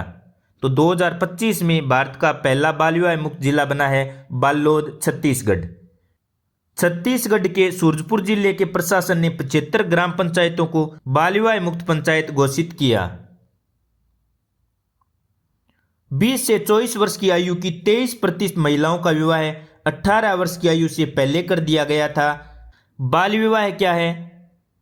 महिला या लड़की जिसकी उम्र 18 वर्ष से कम है, पुरुष जिसकी उम्र 21 वर्ष से कम है, यदि इनका विवाह कर दिया जाता है तो बाल विवाह निषेध अधिनियम के तहत बाल विवाह के अंतर्गत आता है। इससे क्या होता है? गरीबी, लैंगिक असमानता, स्वास्थ्य संबंधी जोखिम का दुष्चक्र बढ़ता है।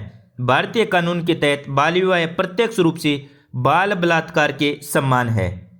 भारतीय न्याय संहिता 2023 के अनुसार 18 वर्ष से कम उम्र की पत्नी के साथ किसी पुरुष द्वारा किया गया कोई भी यौन कृत्य बलात्कार माना जाता है और यह गंभीर यौन उत्पीड़न माना जाता है, जो बाल यौन उत्पीड़न संरक्षण यानी पोक्सो एक्ट 2012 के तहत दंडनीय अपराध है। 1929 में शारदा एक्ट आया था। 1935 में हिंदू मैरिज एक्ट।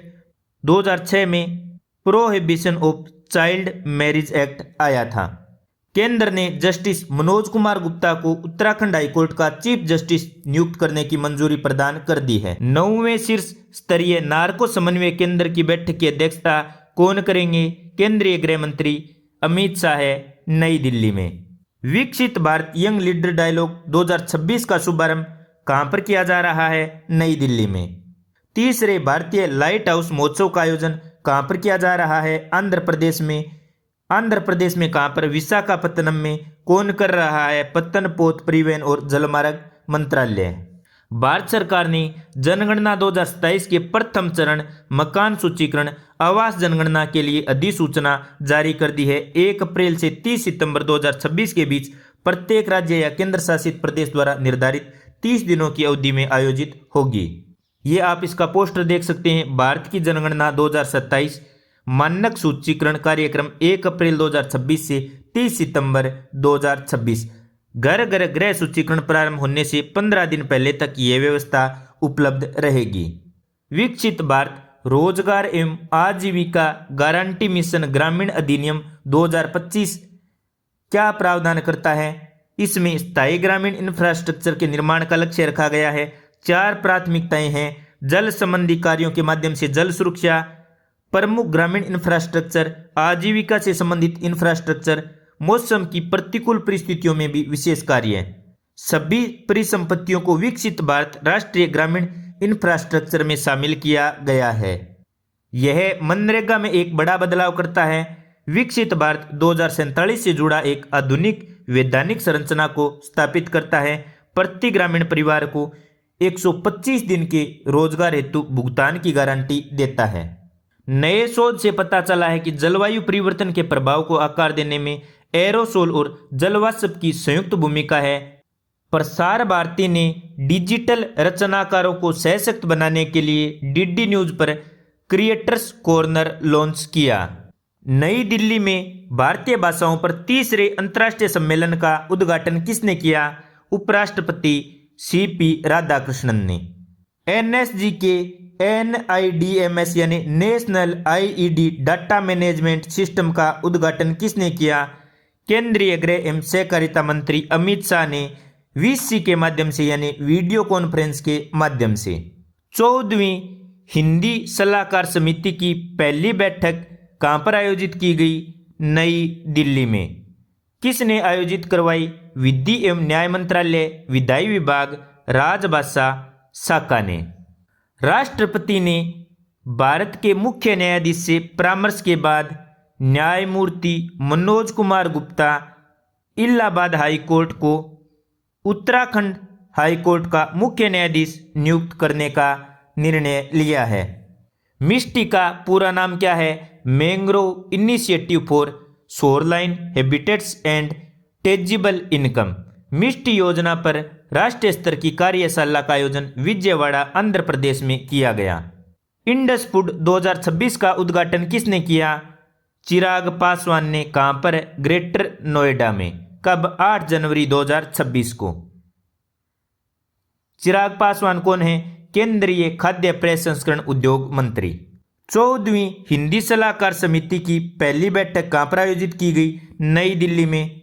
राष्ट्रीय डेयरी विकास बोर्ड द्वारा पशुपालन और डेयरी विभाग के सहयोग से राष्ट्रीय डिजिटल पशुधन मिशन यानी NDLM एक एकीकृत डिजिटल पशुधन इकोसिस्टम के निर्माण की दिशा में एक बड़ा और क्रांतिकारी कदम है, जिसका नाम क्या दिया गया है? भारत पशुधन। तो साथियों, भारत पशुधन क्या है? एक राष्ट्रीय डिजिटल पशुधन मिशन है। कौन चला रहा है? राष्ट्रीय डेयरी विकास बोर्ड। किसके सहयोग से? पशुपालन और डेयरी विभाग के सहयोग से। इसके तहत सभी पशुओं के कान में 12 अंकों वाला एक विशिष्ट बार कोडेड टैग ID लगाया जाता है। इसे पशु आधार का नाम दिया गया है। यह टीकाकरण, प्रजनन और उपचार आदि के लिए एक प्राइमरी की के रूप में काम करता है। यह पूरे पशुधन प्रबंधन को पूरी तरह से पारदर्शी और ट्रैक करने योग्य बनाता है। भारत विश्व का सबसे बड़ा दुग्ध उत्पादक देश है, जो वैश्विक उत्पादन में 25% की हिस्सेदारी रखता है। राष्ट्रीय डिजिटल पशुधन मिशन के अंतर्गत 1962 ऐप पशुपालकों को सर्वोत्तम तरीके और सरकारी योजनाओं के बारे में जानकारी उपलब्ध कराता है। रेल सेवा पुरस्कार 2025 और रेल मंडलों को शील्ड किसने प्रदान की? रेल मंत्री अश्विनी वैष्णव ने 9 जनवरी को 17वां अति विशिष्ट रेल सेवा पुरस्कार 2025 और सबसे अच्छा प्रदर्शन करने वाले रेल मंडलों को 26 शील्ड प्रदान किए। कहां पर? यशोभूमि द्वारिका, नई दिल्ली में। भारत जलवायु 2026 को किसने संबोधित किया? उपराष्ट्रपति CP राधाकृष्णन ने। गंतव्य विकास CBDD का शुभारंभ किसने किया है? पर्यटन मंत्रालय ने। पर्यटन के अनुभव को बेहतर बनाने हेतु स्वदेश दर्शन 2.0 के तहत चुनौती आधारित गंतव्य विकास का शुभारंभ किया है। सामुदायिक भागीदारी के जरिए पर्यटन मित्र और पर्यटन दीदी पहल भी शुरू की गई है। इसकी 4 थीम हैं: आध्यात्मिक पर्यटन, सांस्कृतिक एवं विरासत, vibrant village programme, eco tourism एवं अमृत। 13वां इंटरनेशनल टूरिज्म मार्ट 13 से 16 नवंबर 2025 को कहां पर आयोजित किया जाएगा? गंगटोक, सिक्किम में। केंद्र सरकार ने राष्ट्रीय खेल प्रशासन अधिनियम 2025 के अंतर्गत राष्ट्रीय खेल बोर्ड खोज सह चयन समिति नियम 2026 को अधिसूचित किया। केंद्र सरकार को कैबिनेट सचिव की अध्यक्षता में एक खोज सह चयन समिति गठित करने का अधिकार दिया गया है।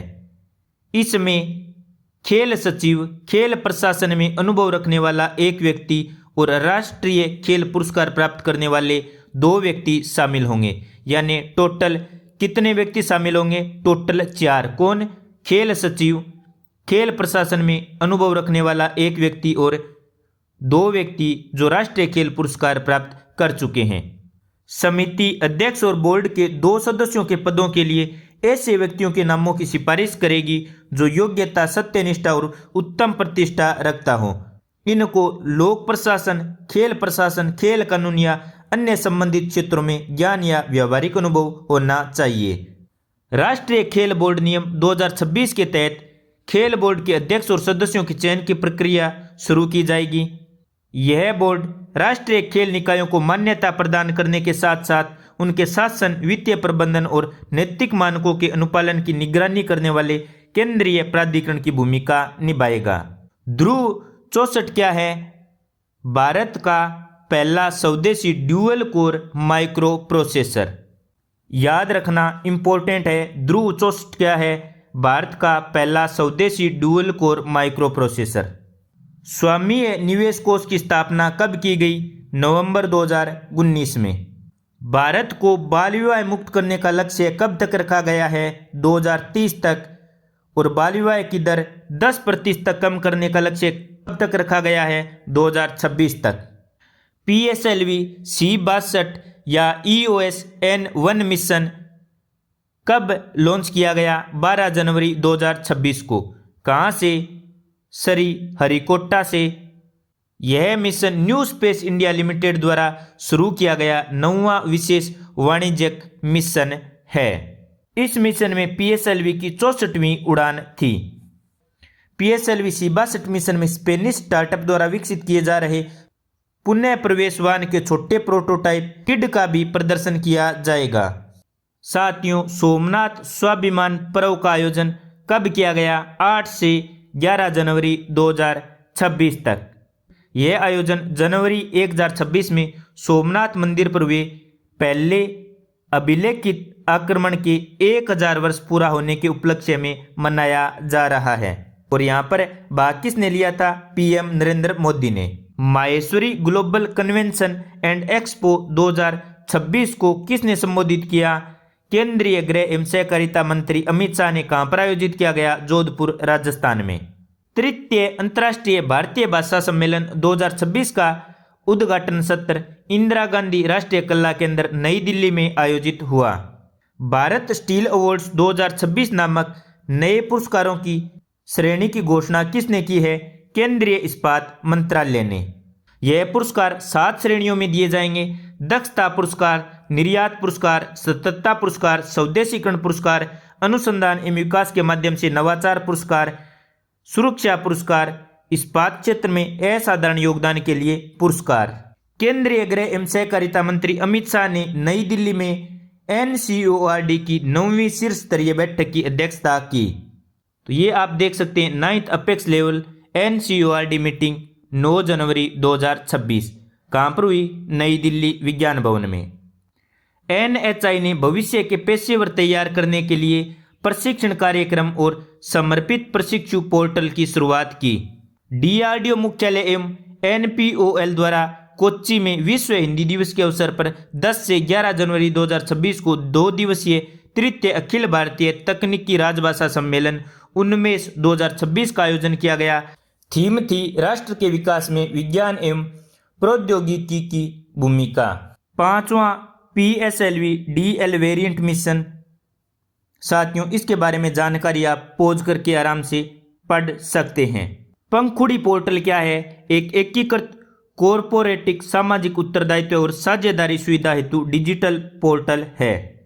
यह एक सिंगल विंडो डिजिटल प्लेटफॉर्म है जो महिला एवं बाल विकास के क्षेत्र में कार्यरत व्यक्तियों, NRI, NGO, CSR योगदानकर्ताओं, कॉरपोरेट संस्थाओं और सरकारी एजेंसियों को एक साथ लाता है।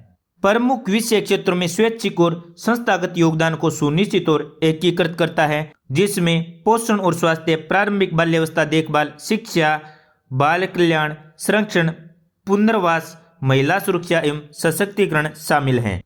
Fit India Sundays on cycle के 56वें संस्करण में कौन शामिल हुए? मनसुख मांडविया। मनसुख मांडविया कौन है? केंद्रीय युवा मामले एवं खेल मंत्री।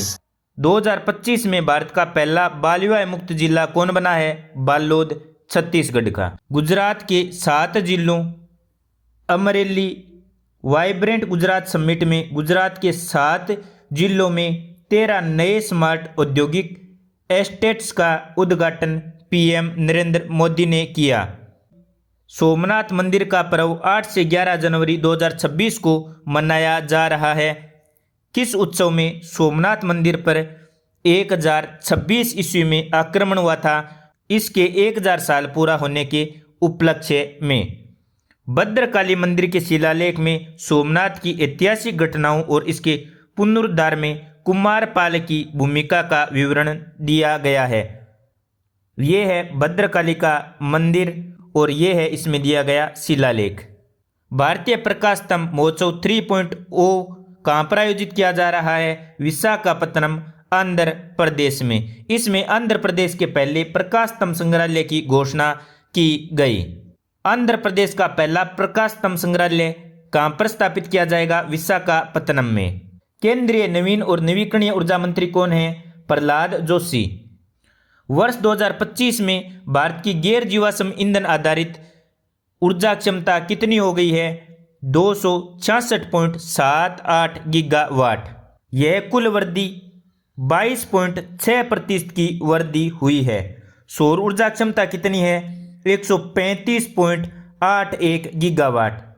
सौर ऊर्जा क्षमता कितनी है? 135.81 गीगावाट। पवन ऊर्जा क्षमता 54.51 गीगावाट।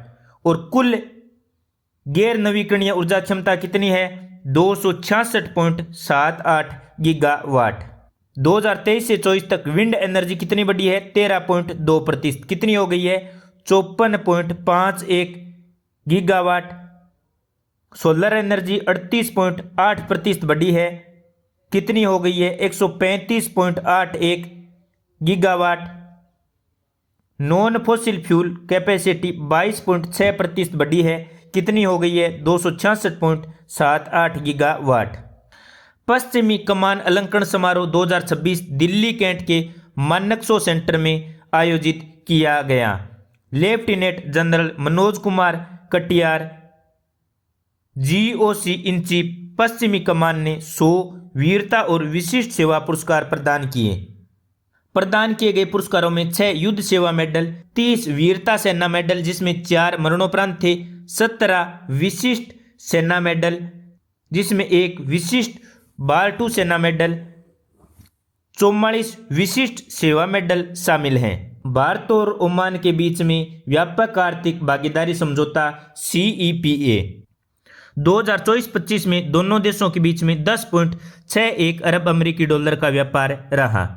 भारत को ओमान में 98.08% शुल्क रेखाओं पर 100% शुल्क मुक्त बाजार पहुंच प्राप्त होगी। ये देख सकते हैं इंडिया ओमान ट्रेड स्नैपशॉट। उपराष्ट्रपति CP राधाकृष्णन ने दिल्ली विश्वविद्यालय में नशा मुक्त परिसर अभियान का उद्घाटन किया। दिल्ली विश्वविद्यालय के नशा मुक्त परिसर अभियान के उद्घाटन समारोह को आप देख सकते हैं। इसमें परिसर के लिए ई-संकल्प मंच और मोबाइल ऐप का आरंभ किया। गांधीनगर गुजरात में बायोटेक्नोलॉजी रिसर्च सेंटर की BSL for bio containment facility का शिलान्यास अमित शाह ने किया। आतंकवाद रोधी उपायों पर आसियान के रक्षा मंत्रियों और आतंकवाद से निपटने की अंतिम योजना पर विशेषज्ञ कार्य समूह की बैठक 14 से 16 जनवरी 2026 तक नई दिल्ली में आयोजित होगी। कौन सी बैठक होगी? 16वीं बैठक। आसियान में कितने देश हैं? 11 आसियान देश हैं। Brunei, Cambodia, Indonesia, Lao PDR, Malaysia, Myanmar, Philippines, Vietnam, Singapore, Thailand और तिमोर लिस्ते। 7 संवाद साझेदार देश हैं। ऑस्ट्रेलिया, न्यूजीलैंड, दक्षिणी कोरिया, जापान, चीन, अमेरिका और रूस। यह 2024 से 2027 के मौजूदा चक्र की तीसरी बैठक होगी। राजा रानी झील से मध्य भारत में लगभग 1060 से 1725 ईस्वी के बीच के अत्यधिक वर्षा, घने वनों और जलवायु परिवर्तन के संकेत मिले हैं। राजा रानी झील कहाँ पर है? कोरबा, छत्तीसगढ़ में। इरेना मिनिस्ट्री डायलॉग 12 जनवरी 2026 को अबू धाबी में हुआ। आत्मनिर्भर हड़ोल महोत्सव 2026 कहाँ पर आयोजित किया गया? गुजरात में। संपूर्ण डेयरी क्षेत्र में बहुविषयक अनुसंधान, नवाचार और क्षमता निर्माण में सहयोग के लिए भारतीय कृषि अनुसंधान परिषद और डेयरी विकास बोर्ड ने MOU किया है। 28 CSPOC यानी conference of speaker and presiding officers of the Commonwealth का आयोजन कहाँ पर किया गया? नई दिल्ली में 14 से 16 जनवरी 2026 को। केंद्र सरकार ने राष्ट्रीय खेल प्रशासन अधिनियम 2025 के तहत राष्ट्रीय खेल प्रशासन नियम 2026 को अधिसूचित किया। राष्ट्रीय खेल निकाय की महासभा में कम से कम 4 उत्कृष्ट खिलाड़ियों को शामिल किया जाना चाहिए। महासभा में महिलाओं के प्रतिनिधित्व को सुनिश्चित करने के लिए 50% महिलाओं का प्रावधान किया गया है। राष्ट्रीय खेल निकायों की कार्यकारी समिति में कम से कम 4 महिलाओं का प्रतिनिधित्व सुनिश्चित किया गया है। SOM के रूप में नामित होने के लिए आवेदन करने वाले खिलाड़ियों की आयु 25 वर्ष से कम नहीं होनी चाहिए और उन्हें सक्रिय खेल से सेवानिवृत्त होना चाहिए। आवेदन की तिथि से कम 1 वर्ष के पहले तक किसी भी ऐसी खेल प्रतियोगिता में भाग नहीं लेना चाहिए जिसके परिणाम स्वरूप किसी जिले, राज्य या भारत का प्रतिनिधित्व करने के लिए चयन होता है। राष्ट्रीय मानदंडों में 10 स्तर निर्धारित किए गए हैं जो ग्रीष्मकालीन ओलंपिक खेलों, पैरा ओलंपिक खेलों या शीतकालीन ओलंपिक खेलों में स्वर्ण, रजत या कांस्य पदक जीतने वाले खिलाड़ियों से लेकर राष्ट्रीय खेलों या राष्ट्रीय चैंपियनशिप में स्वर्ण, रजत या कांस्य पदक जीतने वाले खिलाड़ियों तक हैं। राष्ट्रीय खेल निकाय की महासभा या किसी भी समिति के सदस्य होने के लिए अयोग्यताएं भी बताई गई हैं। उन्हें कार्यकारी समिति या एथलेटिक्स समिति के चुनाव में भाग लेने के लिए अयोग्य घोषित किया गया है। किसी अपराध के लिए न्यायालय द्वारा दोषी ठहराए गए, कारावास की सजा पाए गए व्यक्ति कार्यकारी समिति या एथलेटिक्स समिति के चुनाव में भाग लेने या किसी राष्ट्रीय खेल निकाय की महासभा या किसी भी समिति के सदस्य बनने से वंचित होंगे। राष्ट्रीय खेल चुनाव पैनल की सूची में हर समय कम से कम 20 सदस्य होंगे जो राष्ट्रीय खेल प्रशासन अधिनियम 2025 के तहत योग्यताओं को पूरा करेंगे। चुनाव समिति से चयनित निर्वाचन अधिकारी का शुल्क राष्ट्रीय खेल निकाय द्वारा निर्वाचन अधिकारी के साथ आपसी सहमति के आधार पर तय किया जाएगा जो अधिकतम 5 लाख रुपए तक हो सकता है। प्रत्येक राष्ट्रीय खेल निकाय अधिनियम के प्रावधानों के अनुरूप 6 महीनों की अवधि के भीतर अपने उपनियमों में संशोधन कर सकेंगे। राष्ट्रीय खेल निकाय से आवेदन प्राप्त होने पर लिखित रूप से दर्ज किए जाने वाले कारणों के आधार पर 12 महीनों की अवधि के लिए नियमों के प्रावधान में छूट देने का अधिकार भी दिया गया है। राष्ट्रीय खेल प्रशासन, राष्ट्रीय खेल निकाय नियमों की अधिसूचना राष्ट्रीय खेल प्रशासन अधिनियम 2025 के अधिनियमों के बाद वैधानिक खेल प्रशासन ढांचे में सुचारू बदलाव की दिशा में एक महत्वपूर्ण मील का पत्थर साबित होगा। 25वां अखिल भारतीय प्रमुख पतन सांस्कृतिक सम्मेलन 2025-26 11 जनवरी को संपन्न हुआ। कहां पर? पारादीप बंदरगाह में। 2024-25 में मछली उत्पादन बढ़कर 197.75 लाख टन हो गया है जो 106% की वृद्धि को दर्शाता है। मछली उत्पादन में 106% की वृद्धि। औसत मत्स्य पालन उत्पादकता 4.77 टन प्रति हेक्टेयर हो गई है। मछली उत्पादन में विश्व में भारत का स्थान दूसरा है। वैश्विक उत्पादन में 8% का योगदान है। नीली क्रांति का संबंध मछली उत्पादन से है। DRDO ने चलायमान लक्ष्य के विरुद्ध उच्चतम आक्रमण क्षमता वाली मानव चालित एंटी टैंक गाइडेड मिसाइल का सफल परीक्षण किया। छत्तीसगढ़ से कृषि और प्रसंस्करण खाद्य पदार्थों के निर्यात को बढ़ावा देने के लिए एप्पीडा ने रायपुर में क्षेत्रीय कार्यालय का उद्घाटन किया। विकसित भारत यंग लीडर्स 2026 डायलॉग 9 से 12 जनवरी को भारत मंडपम नई दिल्ली में होगा।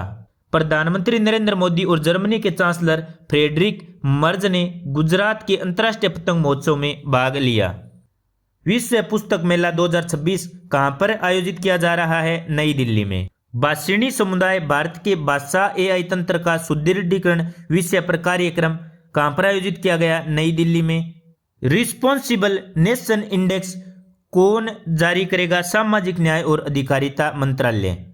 भारत की सीपीआई लगातार चौथे महीने में निम्न स्तर पर रही है। खाद्य मुद्रास्फीति नकारात्मक रही है। जर्मनी के चांसलर की भारत यात्रा। द्विपक्षीय रक्षा उद्योग सहयोग का सुदृढ़ीकरण। भारत जर्मनी सेमीकंडक्टर प्रणाली साझेदारी, महत्वपूर्ण खनिज, दूरसंचार और खेल क्षेत्र में सहयोग, जैव अर्थव्यवस्था पर अनुसंधान और विकास में सहयोग, मुख्य कार्यकारी अधिकारियों के मंच की स्थापना करके द्विपक्षीय आर्थिक सहयोग को सुदृढ़ करने के लिए संयुक्त घोषणा। National institute of electronics and information technology और इन्फिनियन टेक्नोलॉजी एजी के बीच समझौता ज्ञापन।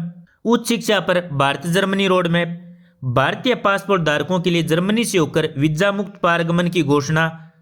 कॉलेजियम ने जस्टिस सुजोय पॉल को कलकत्ता हाईकोर्ट का चीफ जस्टिस नियुक्त करने की सिफारिश की। कॉमनवेल्थ देशों के स्पीकरों और पीठासीन अधिकारियों के 28वें सम्मेलन का उद्घाटन किसने किया? प्रधानमंत्री नरेंद्र मोदी ने। कब? 15 जनवरी 2026 को। कहां पर? नई दिल्ली में। इस सम्मेलन की अध्यक्षता कौन कर रहा है? लोकसभा अध्यक्ष ओम बिरला। सम्मेलन में 42 कॉमनवेल्थ देशों से और 4 अर्ध स्वायत्त सांसदों से 61 स्पीकर और पीठासीन अधिकारी भाग ले रहे हैं। तत्क्षण सुरक्षा चेतावनी प्रणाली का पायलट प्रोजेक्ट किसने लॉन्च किया है? भारतीय राष्ट्रीय राजमार्ग प्राधिकरण ने। राष्ट्रीय राजमार्ग पर आवारा पशुओं के लिए। राष्ट्रीय उद्यमिता अभियान किसने आरंभ किया है? ग्रामीण विकास मंत्रालय ने। कब? 12 जनवरी 2026 को। किसके लिए? उद्यम प्रोत्साहन के लिए 50,000 सामुदायिक संस्थान प्रतिनिधियों को प्रशिक्षित करने के लिए और दीनदयाल अंत्योदय योजना राष्ट्रीय ग्रामीण आजीविका मिशन के तहत 50 लाख स्वयं सहायता समूह सदस्यों को उद्यम विकास प्रशिक्षण देने के लिए।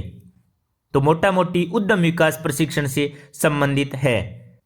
नमामि गंगा मिशन के अंतर्गत जलीय जैव विविधता संरक्षण की महत्वपूर्ण पहलों का उद्घाटन केंद्रीय जल शक्ति मंत्री CR पाटिल ने किया। निर्यात तैयारी सूचकांक EPI 2024 किसने जारी किया? नीति आयोग ने। कौन सा एडिशन था? चौथा संस्करण। पहला संस्करण अगस्त 2020 में आया था। यह 4 स्तंभों पर आधारित है। बाद में इन्हें 4 स्तंभों को 13 उपस्तंभों और 70 इंडिकेटरों में विभाजित किया गया है। नीति आयोग द्वारा निर्यात सूचकांक 2024 जारी।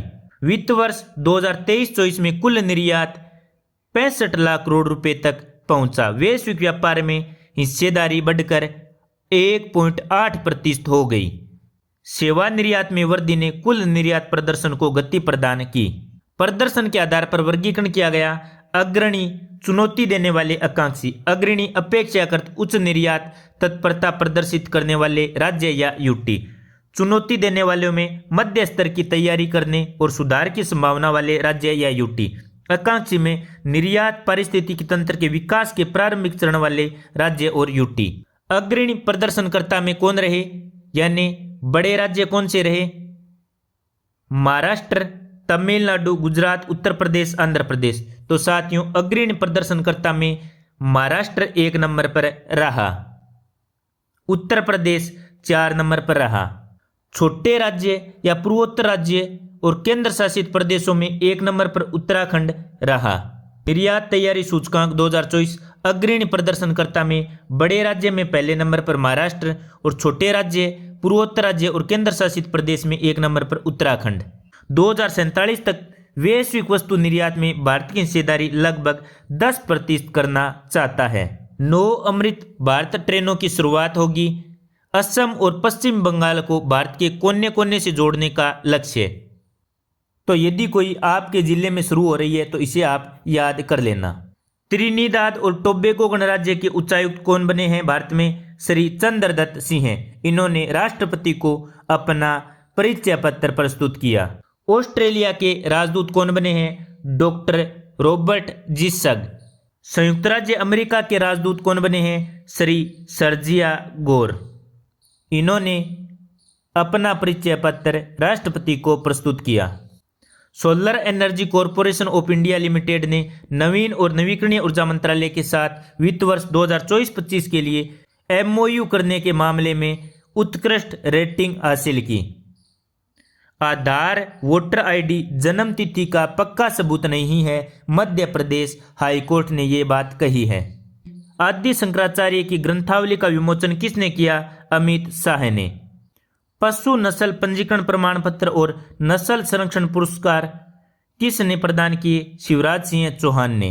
निर्यात तैयारी सूचकांक 2024 पर रिपोर्ट किसने जारी की? नीति आयोग ने।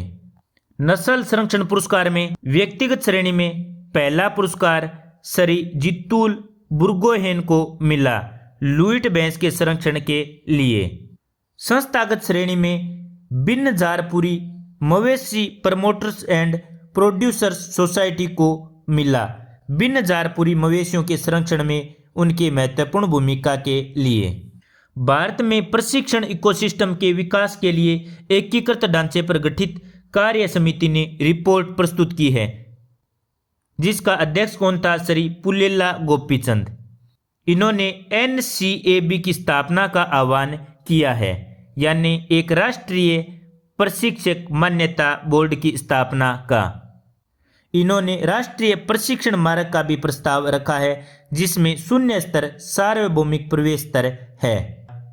इन्होंने एक अभ्यास प्रथम प्रशिक्षक शिक्षा मॉडल का प्रस्ताव भी रखा है। सस्तु साहित्य मुद्रालय ट्रस्ट द्वारा गुजराती भाषा में प्रकाशित आदि शंकराचार्य की ग्रंथावली का विमोचन किसने किया? अमित शाह ने। राष्ट्रीय स्टार्टअप दिवस कब मनाया गया? 16 जनवरी 2026 को भारत मंडपम नई दिल्ली में। राष्ट्रमंडल के अध्यक्ष और पीठासीन अधिकारियों के 28वें सम्मेलन का उद्घाटन किसने किया? प्रधानमंत्री नरेंद्र मोदी ने। कहां पर? नई दिल्ली में। CSPOC का आयोजन कब किया गया? 15 जनवरी 2026 को। CSIR राष्ट्रीय विज्ञान संचार एवं नीति अनुसंधान संस्थान ने 14 जनवरी 2026 को अपना 5वां स्थापना दिवस मनाया। केरल हाईकोर्ट ने कहा, एक हिंदू पत्नी अपने पति की अचल संपत्ति पर मेंटेनेंस का दावा कर सकती है, भले ही वह संपत्ति ट्रांसफर हो गई हो, बेशर्त उसने ट्रांसफर से पहले मेंटेनेंस के लिए कानूनी कार्रवाई शुरू की हो या खरीदार को उसके दावे के बारे में जानकारी दे दी हो। सुलोचना बनाम अनीता और अन्य मामलों में कहा है। बोगी बिल क्या है? ब्रिज है। कहां पर है? असम में। योजनाओं के अभिसरण के माध्यम से MSME क्षेत्र में दक्षता प्राप्त करना विषय पर रिपोर्ट कौन जारी करेगा? नीति आयोग। अब साथियों, विदेश मंत्रालय के बारे में स्पेशल बातें। यूरोपीय परिषद के अध्यक्ष और यूरोपीय आयोग के अध्यक्ष की भारत की राजकीय यात्रा कब होगी? 25 से 27 जनवरी 2026 को। यूरोपीय परिषद के अध्यक्ष कौन है? श्री एंटोनियो लुइस सेंटोस दा कोस्टा। यूरोपीय आयोग के अध्यक्ष कौन है? महामहिम सुश्री अर्सुला वोन डेर लेयन। ये भारत के 73वें गणतंत्र दिवस समारोह में मुख्य अतिथि होंगे। तो 73वें गणतंत्र दिवस समारोह में मुख्य अतिथि कौन होंगे? यूरोपीय परिषद के अध्यक्ष और यूरोपीय आयोग की अध्यक्ष।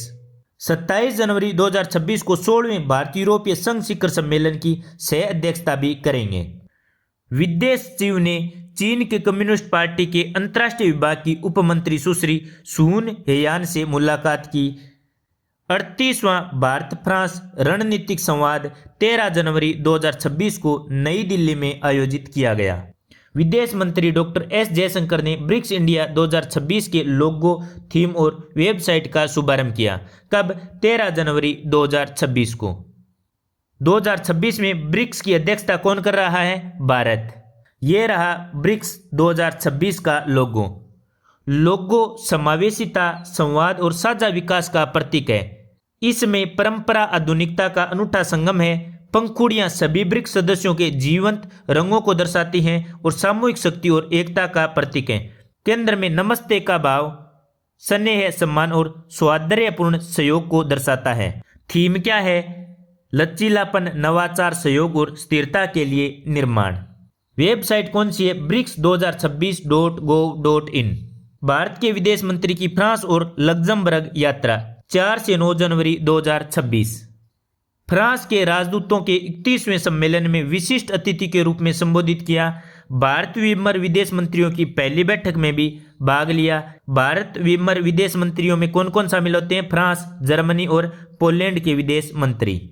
श्री अंशुमान गौर को बोस्निया और हर्जेगोविना में भारत के अगले राजदूत के रूप में समवर्ती रूप से मान्यता दी गई है। भारत ने बिम्स्टेक देशों के लिए कैंसर देखभाल में विशेष क्षमता निर्माण कार्यक्रम के दूसरे चरण की मेजबानी की। जर्मनी गणराज्य के चांसलर महामहिम फ्रेडरिक मर्ज की भारत यात्रा 12 से 13 जनवरी 2026। तो साथियों, 1 से 15 जनवरी 2026 के पिब के करंट अफेयर में इतना ही। आपको वीडियो कैसा लगा नीचे कमेंट में अवश्य बताएं। धन्यवाद। जय हिंद, जय भारत।